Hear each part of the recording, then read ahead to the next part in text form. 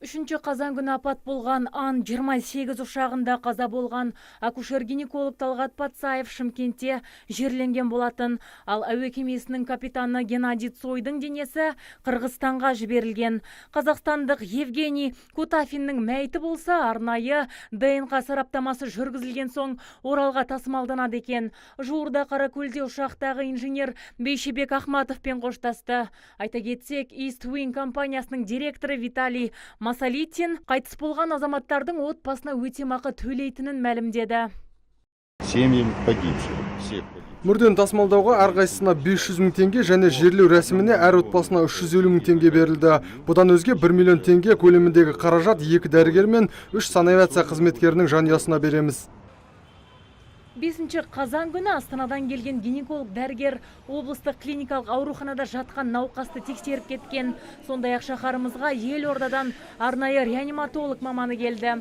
Жыл басынан бері өңірімізден санавиация жүйесі бойынша 144 шақырту жіберілсе, облысқа білікті мамандар 124 рет келіпті. Арнайы бортпен келген дәрігерлер науқастың біреуіне ота жасап 86 ауыр халдегі тұрғынды Астана мен Алматыдағы медициналық мекемеге алып кеткен. Бұл жерде біз қандай ауруларға шақырамыз? Ана өлімі, бала өлімін азайту мақсатында перзентханаларға шақырамыз, балаларға шақырамыз. Туа біткен ақаулары бар, аурулар болады, әртүрлі аурулар бар, соларға шақырамыз. Екіншісі, перзентханалардағы аналарға шақырамыз. Басым 90% осыларға болады. Әркім әртүрлі айтады, ой, біреу тамыр танысына шақырған жоқ. Бізде дәрігерде ондай болмайды.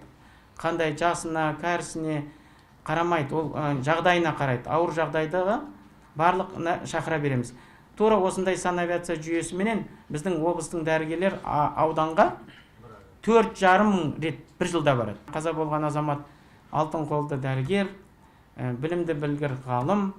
Енді семьясына кеше кіріп көңіл айттық. Еске салсақ, 3 қазанда ұшып шыққан Ан-28 санитарлық авиация ұшағы 12 минуттан соң радардан жоғалып кетіп, артынша Алматы түбінде апатқа ұшыраған. Алматыдан Шымкентке аттанған борттағы командир, 2-ші ұшқыш, авиатехник және 2 дәрігер де қаза тапқан еді.